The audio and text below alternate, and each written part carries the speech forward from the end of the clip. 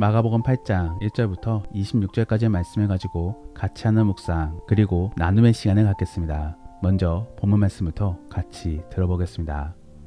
그 무렵에 또 큰 무리가 있어 먹을 것이 없는지라 예수께서 제자들을 불러 내가 무리를 불쌍히 여기노라. 그들이 나와 함께 있은지 이미 사흘이 지났으나 먹을 것이 없도다. 만일 내가 그들을 굶겨 집으로 보내면 길에서 기진하리라. 그 중에는 멀리서 온 사람들도 있느니라. 이 광야 어디서 떡을 얻어 이 사람들로 배부르게 할 수 있으리이까? 너희에게 떡 몇 개나 있느냐? 7이로소이다. 예수께서 무리를 명하여 땅에 앉게 하시고 떡 7개를 가지사 축사하시고 떼어 제자들에게 주어 나누어 주게 하시니 제자들이 무리에게 나누어 주더라. 또 작은 생선 2마리가 있는지라 이에 축복하시고 명하사 이것도 나누어 주게 하시니 배불리 먹고 남은 조각 7광주리를 거두었으며 사람은 약 4,000명이었더라. 예수께서 그들을 흩어보내시고 곧 제자들과 함께 배에 오르사 달마누다 지방으로 가시니라.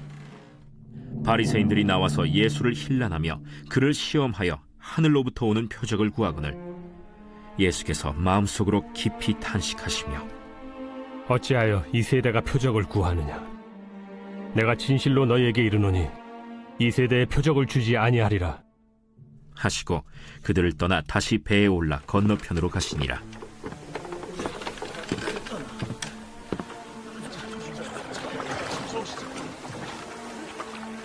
제자들이 떡 가져오기를 잊었음에 배에 떡 1개밖에 그들에게 없더라. 예수께서 경고하여 이르시되 삼가 바리새인들의 누룩과 헤롯의 누룩을 주의하라. 이는 우리에게 떡이 없음이로다. 너희가 어찌 떡이 없음으로 수군거리느냐? 아직도 알지 못하며 깨닫지 못하느냐? 너희 마음이 둔하냐? 너희가 눈이 있어도 보지 못하며 귀가 있어도 듣지 못하느냐? 또 기억하지 못하느냐? 내가 떡 5개를 5,000명에게 떼어줄 때 조각 몇 바구니를 거두었더냐? 12이니이다. 또 7개를 4,000명에게 떼어줄 때 조각 몇 광주리를 거두었더냐? 7이니이다. 아직도 깨닫지 못하느냐? 벳세다의 이름에 사람들이 맹인 한 사람을 데리고 예수께 나와 손대시기를 구하거늘 예수께서 맹인의 손을 붙잡으시고 마을 밖으로 데리고 나가사 눈에 침을 뱉으시며 그에게 안수하시고 무엇이 보이느냐? 사람들이 보이나이다. 나무 같은 것들이 걸어가는 것을 보나이다. 이에 그 눈에 다시 안수하심에 그가 주목하여 보더니 나아서 모든 것을 밝히 보는지라.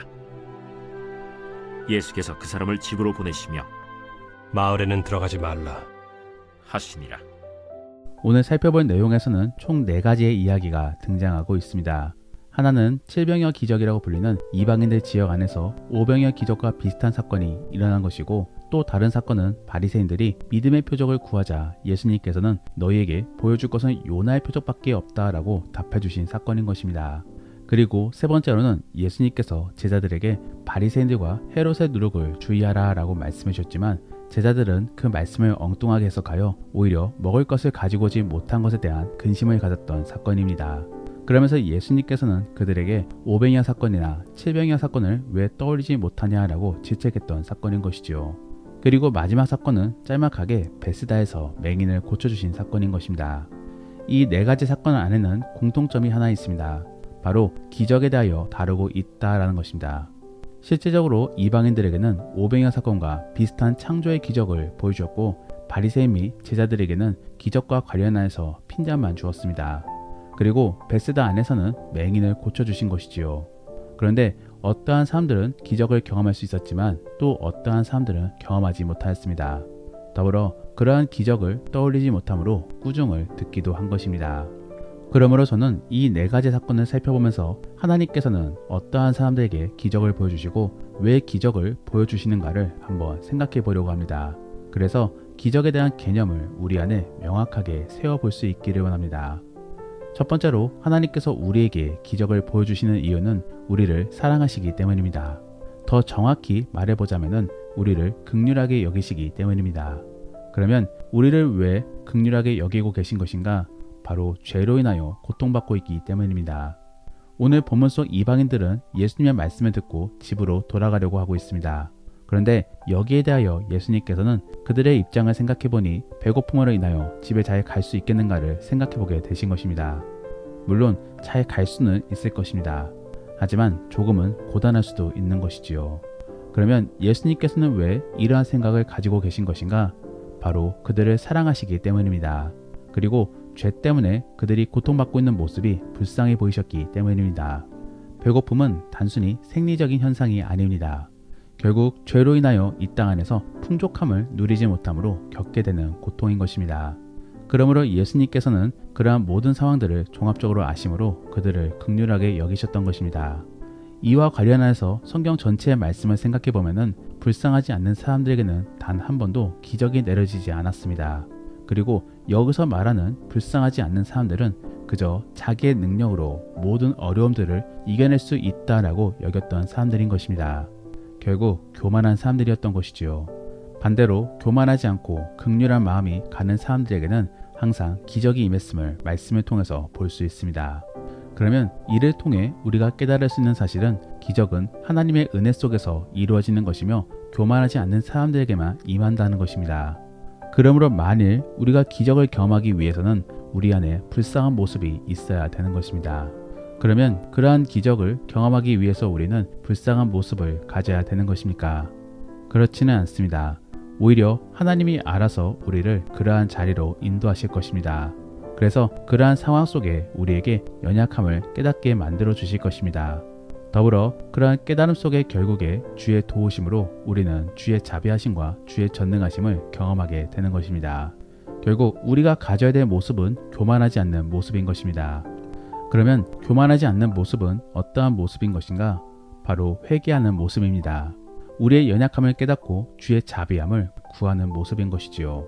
그럴 때 우리는 주의 은혜를 입게 되는 것입니다. 사랑하는 성도 여러분, 회개하는 모습 속에 주의 도우심을 구하시기를 바랍니다. 그리고 어려움을 느끼는 부분들 속에서 주의 역사하심을 구해 보시기를 바랍니다.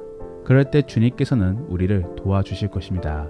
그러한 은혜들을 한번 경험해 보시기를 바랍니다. 두 번째로 하나님께서 우리에게 기적을 보여주시는 이유는 두려움을 이겨내게 하기 위함입니다. 그래서 그 안에서 평안을 누리게 하기 위함인 것이지요. 그리고 그러한 모습이 바로 구원을 누리는 모습인 것입니다. 16절 말씀에 제자들은 먹을 것을 가져오지 않는 것에 대하여 근심하고 있습니다. 그러면서 예수님의 말씀을 잘못 이해하고 있는 것이지요. 결국 이들이 예수님의 말씀을 알아듣지 못한 이유는 무엇입니까? 바로 근심과 두려움 때문입니다. 그러므로 예수님께서는 그들에게 왜 5병이나 7병의 기적을 떠올리지 못하냐라고 질책하고 계신 것입니다. 이러한 질책 속에 담긴 의미는 무엇이겠습니까? 기적을 경험하였으면 이제는 두려워하지 말고 주를 믿어 기대하라라는 것입니다. 그렇게 구원을 누리라고 전하고 있는 것입니다. 그런데 제자들은 그러하지 못하고 있습니다. 저는 7병의 기적을 경험한 이방인들은 어떠한 마음을 가져봤을까를 한번 생각해 봤습니다. 분명 창조의 기적을 떠올림으로 하나님께서 자신들을 지켜주실 것이라고 믿었을 것입니다. 그리고 앞으로도 자신들에게 채움의 은혜들을 보여주실 것이라고 믿었을 것입니다. 하나님께서는 단순히 말만 하지 않으십니다. 실제적인 모습을 보여주심으로 정말로 그렇게 행하실 것임을 보여주게 되는 것입니다. 더불어 하나님의 또 다른 이름은 여호와입니다. 즉 언제나 존재하시며 바뀌지 않는 분이심을 전해주고 있는 것입니다. 그러므로 그러한 여호와 하나님이시기 때문에 말씀해주고 있는 부분들에 대하여 언제나 그대로 행하여주고 계신 것입니다. 그러므로 하나님께서는 그러한 부분들을 보여주시며 말씀해 주심으로 경험하는 우리들에게 기대감을 가질 수 있게끔 도와주시는 것입니다. 그런데 이렇게 말하면 어떠한 분들은 이러한 생각을 가질 수 있습니다. 나는 한 번도 하나님께 도움을 받은 적이 없는데 이러한 말은 너무나 과장된 것이 아닌 것인가? 그냥 자기 세뇌 속에서 그렇게 인식하고 있는 것은 아닌 것인가? 그렇지 않습니다. 우리 인간은 망각의 동물이므로 그리고 받은 은혜의 기억을 잘 잊어먹고 속상한 기억만을 잘 기억하므로 은혜를 받지 못하였다라고 생각하고 있는 것입니다. 더불어 또 어쩌면 정말로 택함받은 백성이 아니므로 은혜의 기억이 없을지도 모르는 것이지요. 하지만 택함받은 백성은 받은 은혜가 있고 또 반드시 그 기억을 떠올릴 것입니다. 그리고 그러므로 기대하게 되는 것이지요. 한번 나는 과연 어떠한 사람인지를 잘 생각해 보시기를 바랍니다.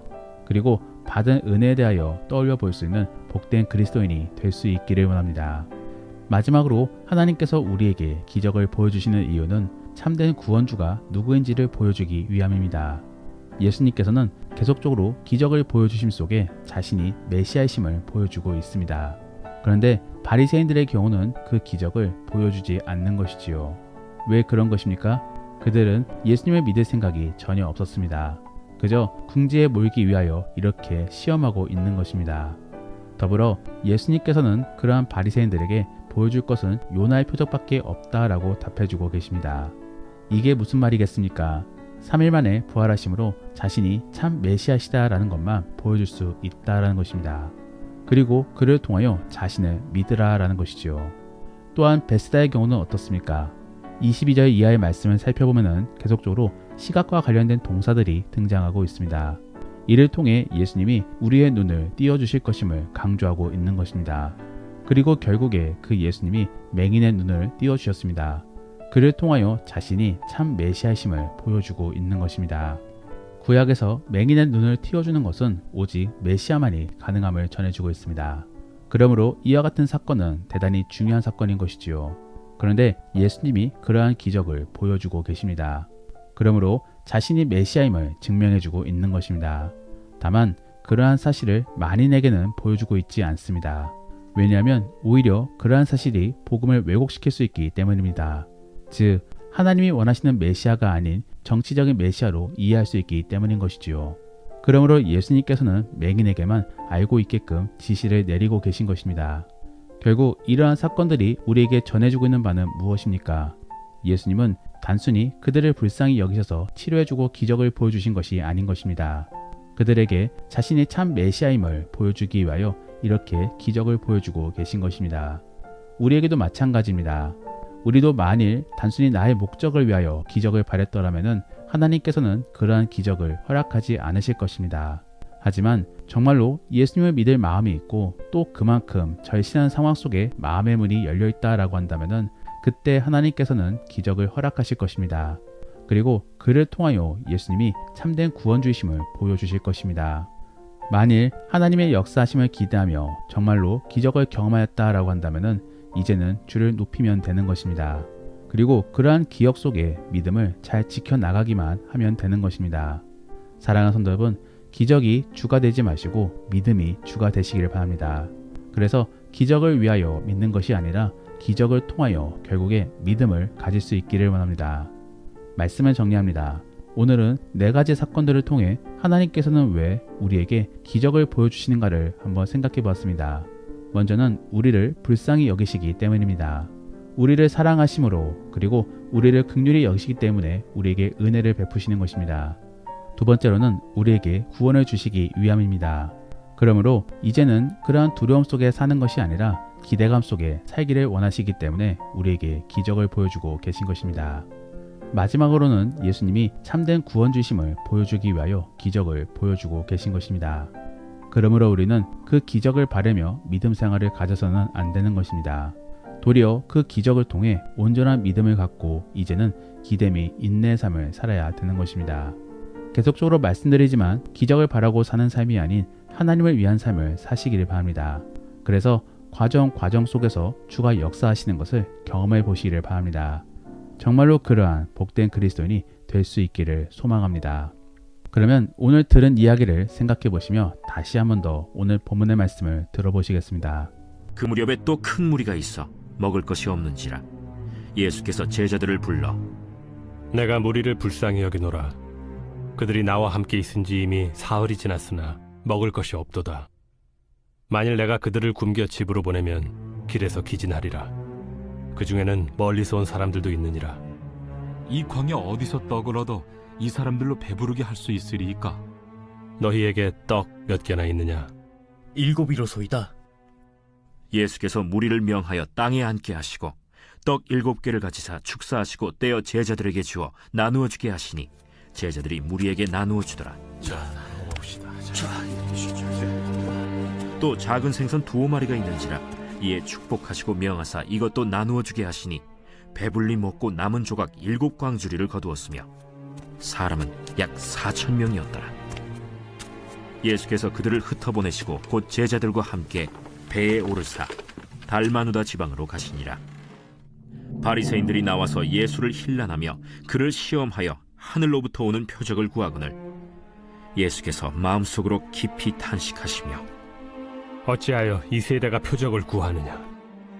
내가 진실로 너희에게 이르노니 이 세대에 표적을 주지 아니하리라.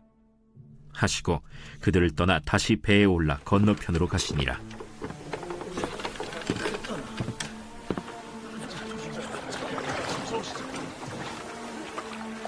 제자들이 떡 가져오기를 잊었음에 배에 떡 한 개밖에 그들에게 없더라.